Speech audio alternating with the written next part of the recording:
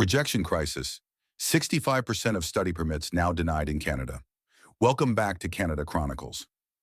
Today we're uncovering a shocking new reality. Canada is now rejecting nearly 2 out of every 3 study permit applications.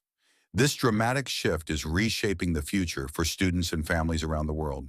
In this video, we'll break down why the refusal rates are soaring, what it means for applicants, and how you can avoid the most common pitfalls. And here's the part you don't want to miss. By the end of this video, we'll share Survive the Surge, 5 steps to getting your study permit approved, a strategy-packed guide that could make the difference between a rejection and an approval. So be sure to stay with us until the end. If you want to stay ahead on Canada's immigration changes, make sure to hit that subscribe button and turn on notifications so you never miss an update. Let's get started. Canada's rejection crisis.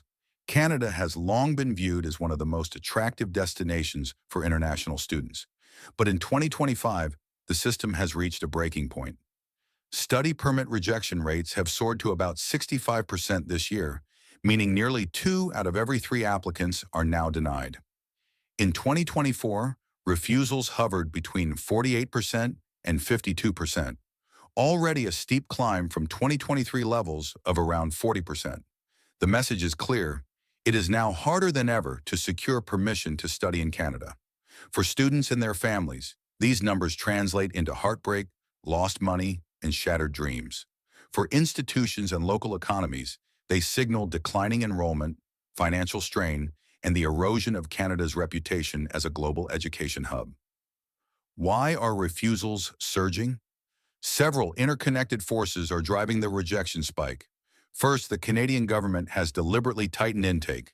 Immigration, Refugees, and Citizenship Canada announced a 10% reduction in the 2025 national cap, lowering the number of study permits to 437,000, down from 2024 levels. The government explained that this reduction was meant to ease pressure on housing, healthcare, and other public services. With fewer permits available, officers are applying stricter scrutiny. Applications that once might have passed now face higher thresholds. Officers are closely evaluating financial stability, credibility, intent to return home, and whether the chosen program aligns with an applicant's previous education. Fraud is also a factor. Past scandals, including fake acceptance letters and unregulated agents, have made IRCC more cautious.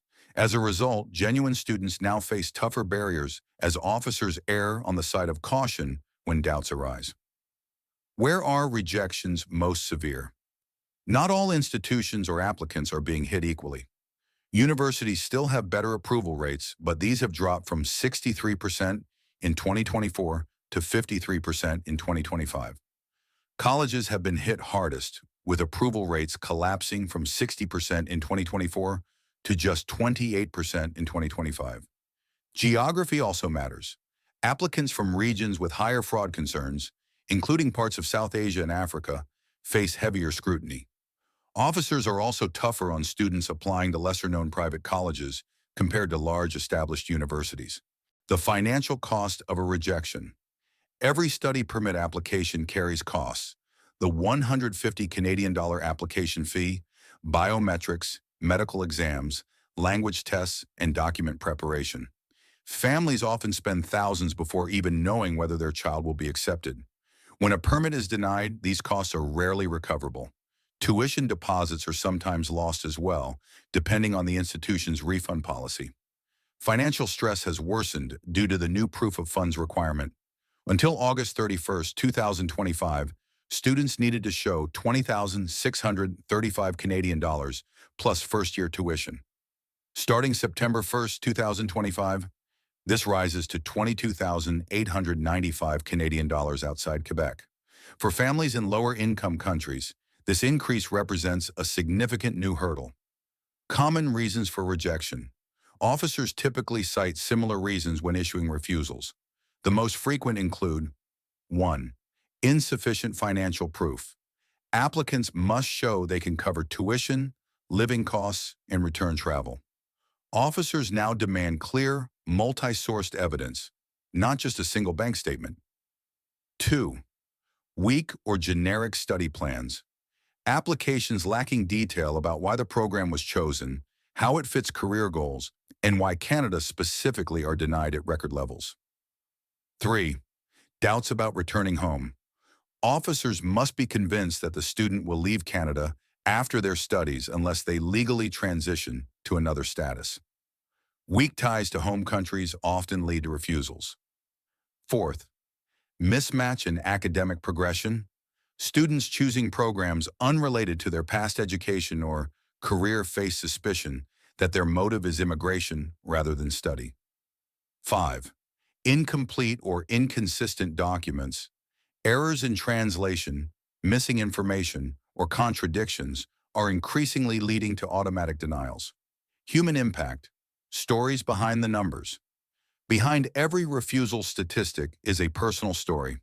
Consider the case of an engineering student from Nigeria, accepted with a full scholarship at a leading Canadian university.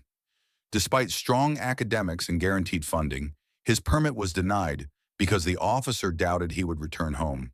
Or the Indian family who invested nearly 10,000 Canadian dollars in fees and deposits, only to see their daughter's application rejected for having what was deemed a weak study plan.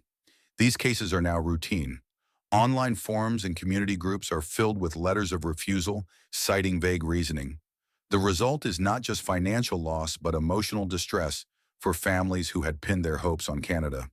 Impact on institutions. Canadian institutions, especially smaller colleges, are under immense pressure. International tuition fees have become a major revenue source, often subsidizing domestic programs and operations. With approval rates falling, many schools are reporting sharp enrollment declines. Some colleges have even scaled back international recruitment, fearing they cannot guarantee admission success for their applicants. For larger universities, the impact is softer but still significant.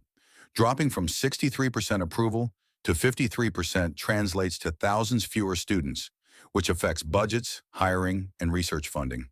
Economic consequences for Canada. The rejection crisis extends beyond education. International students contribute more than 22 billion Canadian dollars annually, fueling housing demand, local businesses, and services. Cities like Toronto, Vancouver, Montreal, and Halifax have thrived on international student spending. Now, with fewer approvals, landlords are seeing more vacancies in student housing, small businesses near campuses are losing customers, and part-time jobs that relied on international students are harder to fill. Critics warn that while Canada is trying to ease pressure on housing and services, cutting back too sharply risks long-term economic growth and competitiveness. Policy shifts in public debate. This shift is also a reflection of Canadian politics. Public concern over housing shortages, rent increases, and healthcare access has made immigration policy a heated topic. By tightening study permits, the government is signaling that it is managing numbers responsibly. This move aligns with broader changes in 2025, including temporary resident caps and the introduction of provincial attestation letters to control student intake by province. While these measures may calm domestic concerns, they also risk undermining Canada's reputation as a top global education destination. Meanwhile, other countries like the UK, Australia, and Germany are stepping up efforts to attract international students who may now look elsewhere. The hidden stress factor. For applicants, the process now feels like a gamble. Families must spend heavily up front with no guarantee of success. The emotional toll is often as severe as the financial one. Industries that depend heavily on international students, such as hospitality, retail, housing, and healthcare training, are already seeing ripple effects. Ironically, sectors like healthcare and construction, which rely on both temporary foreign workers and future permanent residents, could be impacted by the decline in international student graduates who often fill critical roles. Thanks for staying with us this far. We appreciate your time and hope you're finding this information valuable. Survive the surge. 5 steps to getting your study permit approved. Despite the grim statistics, hope is not lost. Students who understand the new landscape and prepare strategically still have a real chance. Here are 5 key strategies that can help applicants navigate the storm. 1. Craft a personalized study plan. Avoid copy-paste templates. Detail your academic history, why you chose your program, how it connects to your career back home, and why Canada is the logical choice. Authenticity matters more than ever. 2. Strengthen financial evidence. Go beyond the minimum. Present multiple sources of funding, bank savings, scholarships, parental support, or property income. Provide statements with clear transactions and ensure they are recent. Third, highlight ties to your home country. Include documents proving family responsibilities, property ownership, or guaranteed jobs awaiting your return. These concrete anchors counter IRCC's doubts. Apply to stronger institutions. Research which universities and programs have better approval records. Applications to reputable universities stand a much better chance than to private or lesser-known colleges. 5. Get professional guidance. Immigration consultants and lawyers familiar with current rejection patterns can provide invaluable reviews. A second set of trained eyes can spot weaknesses before you submit. These steps won't guarantee success, but they can dramatically raise your odds of approval in a system where 2/3 of applicants are being rejected. Solution: strategy, preparation, and policy balance. The rejection crisis is a wake-up call for students, institutions, and policymakers alike. Students must now prepare applications that are detailed, authentic, and financially robust. Institutions must provide honest guidance to applicants, ensuring only well-prepared students apply. And policymakers must strike a balance between protecting housing and services while maintaining Canada's role as a global education leader. Canada's future depends on international talent. By making smarter choices, both applicants and the country can adapt to this environment. Yes, rejection rates are at record highs, but for those who approach the process strategically, approval is still possible. Canada's rising study permit refusals are creating challenges like never before. But with the right strategy, preparation, and awareness, success is still possible. By strengthening your application, choosing the right institutions, and following proven steps, you can stand out in this competitive environment. If you found this video helpful, don't forget to give it a like and share it with others who are also working toward their Canadian dream. We'd love to hear your thoughts and experiences too, so drop a comment below. And of course, subscribe to Canada Chronicles and turn on notifications so you never miss the latest immigration updates and strategies. Thanks for watching, and we'll see you in the next video.